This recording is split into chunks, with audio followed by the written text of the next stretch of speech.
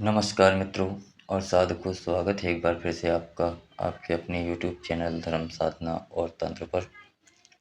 आज हम आपको एक सत्य घटना, एक साधक ने जिसने 41 दिन तक संकल्प लेकर से हनुमान जी की 108 हनुमान चालीसा पाठ प्रतिदिन करने का संकल्प किया, उनकी घटना को हम आज बताने जा रहे हैं।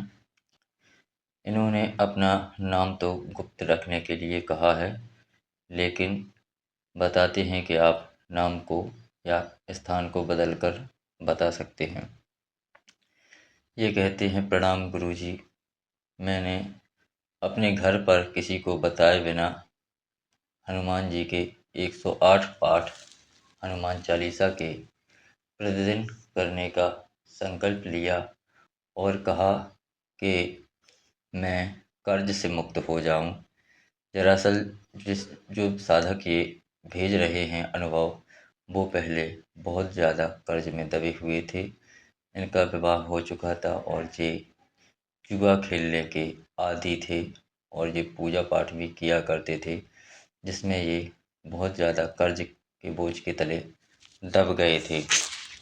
इसलिए इन्होंने अनेक प्रयास किए कि ये कर्ज से मुक्त हो जाएं, लेकिन कर्ज इनको छोड़ नहीं रहा था और इनके पास कोई रास्ता नहीं दिखाई दे रहा था। इसलिए इन्होंने 108 दिन हनुमान चालीसा के 108 पाठ 41 दिन तक करने का संकल्प किया और कहा कि मैं कर्ज से पूर्ण रूप से मुक्त हो जाऊं। अब ये अनुभव बताते हैं कि इस बीच इनको क्या क्या अनुभव हुए। इन्होंने जब ये संकल्प लिया था तो इन्होंने पूरे 41 दिन तक ब्रह्मचर्य का पूर्ण रूप से पालन मन क्रम वचन से और लहसुन प्याज तामसिक चीज़ों को ना खाने के लिए, गोश्त मांस आदि ना खाने, मदिरा पान ना करने का, पूर्ण रूप से सात्विक रहने के लिए और मंगलवार के दिन हनुमान जी के मंदिर जाने का और वहाँ पूजा पाठ आदि करने या उनको रोड आदि चढ़ाने का कार्य भी चालू कर दिया था। अब जैसे ही ये पाठ को ये सुबह के समय किया करते थे 108 पाठ और भूमि पर सोते थे। तो इन्होंने जैसे ही ये पाठ आरंभ किया तो ये बताते हैं कि पहले 4 से 5 दिन इनको कोई अनुभव या कोई भी विशेष बात या चीज़ कोई प पता नहीं चली, पता कोई नहीं लगी। जैसे ही 8 दिन हुए इनको लगभग पाठ करते-करते स्वप्न में इनको कोई बंदर दिखाई देने लगा और वो बंदर आता और इनको दिखाई देता और कुछ बोलता नहीं था। अब इन्होंने यह घटनाएँ किसी को नहीं बताईं और ये अपनी आराधना करते रहे। पूजा आराधना सुबह से ही ये 108 पाठ हनुमान चालीसा के अपने करते थे और भोग आदि चढ़ाकर मंगलवार या शनिवार के दिन हनुमान जी के मंदिर जाते रहते थे। अब जैसे ही लगभग 15 दिन बीते इनको इस साधनाओं को करते-करते, तो जब ये सोते थे तो इनको सोते हुए स्वप्न में कोई गड़ा हुआ धन आदि दिखाई देने लगा। अभी ये निश्चित तो उनको पता नहीं रहता था वो स्थान ये कहाँ है, लेकिन उनको धन गड़ा हुआ दिखाई देने लगा, सपने में कभी-कभी दिखाई दे जाता था। और इनको धीरे-धीरे कुछ पैसों को आने की इनका रास्ता बनने लगा। जो ये काम करते थे, इन्हें उसमें कुछ मुनाफ़ा होने लगा, आकस्मिक धन इनको थोड़ा प्राप्त होने लगा।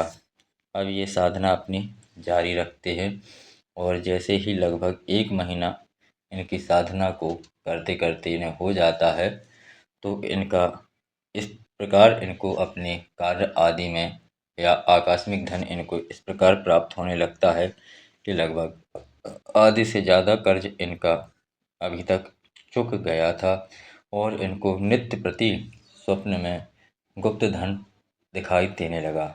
जैसे ही ये सोते थे तो इनको सपने में गड़ा हुआ धन दिखाई देने लगता था और वह भी उन्हें ज्ञात होता था, स्थान भी उन्हें ज्ञात हो जाता था कि किस जगह गड़ा हुआ धन है।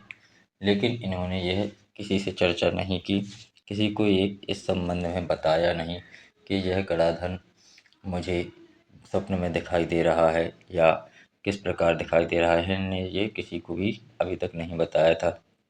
धीरे धीरे होते होते 41 दिन पूरे हो जाते हैं और इनकी साधना का संकल्प जो इनने लिया था वो पूर्ण रूप से पूरा हो जाता है और इनका लगभग 90 से 95% जो इनका कर्ज होता है वह चुक गया होता है इसी बीच में, और जो बाकी बचा हुआ कर्ज होता है आने वाले कुछ ही दिनों में ये अपना कर्ज पूर्ण रूप से चुका लेते हैं और यह हनुमान जी की कृपा के पात्र हो जाते हैं।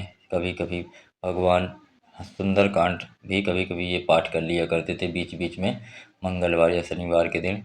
इस प्रकार इनका भगवान हनुमंत लाल जी ने 41 दिन के पाठ के दौरान इनका पूरा कर्ज जो लगभग इनको 4 साल चुकाने में लगते अगर जिस हिसाब से इनका कार्य चल रहा था, लेकिन उन्होंने इतनी जल्दी चुका लिया घर वालों को जानकारी लगे बिना। ये सब हनुमान जी की, बजरंगबली की कृपा ही है। और जो इनको धन आदि दिखाई देता था ये उससे थोड़ा डरते थे कि एक गुप्त धन आदि प्राप्त करने जाएंगे तो कोई दिक्कत आ जाएगी या कुछ बच्चों पर होगी, इसलिए इन्होंने गुप्त धन का रास्ता नहीं चुना। और फिर इन्होंने अपना संकल्प पूरा करने के बाद अपना गृहस्थ जीवन पुनः आरंभ कर दिया, जिसके बाद इनको अनुभूतियाँ होना बंद हो गईं। उसके बाद इन्होंने दोबारा साधना नहीं की। तो ये जानना चाहते हैं कि ये क्या दोबारा साधना करें, तो हाँ, दोबारा साधना आप कर सकते हैं। इस बार आपको और अधिक अनुभव होंगे और अगर आपको संकल्प में किसी वस्तु या किसी चीज़ की आवश्यकता नहीं है तो आप उनकी कृपा प्राप्ति के लिए भी संकल्प लेकर 41 दिन का, 31 दिन का, 21 दिन या 11 दिन का संकल्प लेकर भी आप इस साधना को कर सकते हैं। फिर से इसको 108 हनुमान चालीसा के पाठ लेकर 11 दिन की भी साधना कर सकते हैं, 1 हफ्ता की भी कर सकते हैं। ये हनुमंत लाल जी कलयुग में सबसे तीव्र और प्रभावी देवता हैं और सबसे जागृत देवता माने गए हैं, इसलिए इनकी साधना आराधना हर व्यक्ति को करनी चाहिए। और इनकी साधना या आराधना, माँ दुर्गा काली की साधना आराधना कभी विफल नहीं जाती और तीव्र प्रभाव दिखाती है और हर मनुष्य के सुख और वैभव प्रदान करने वाली है, हर कष्टों को दूर करने वाली है। तो मित्रों, साधकों, यह एक साधना अनुभव था एक व्यक्ति का जिन्होंने हमें भेजा था। इस साधना अनुभव से ये स्पष्ट होता है कि हनुमंत लाल जी और हनुमान चालीसा करने वाले भक्तों की कोई भी समस्या, कैसी भी विपत्ति हो, वो हनुमंत लाल पल भर में दूर करते हैं। जय गुरुदेव, जय माता दी।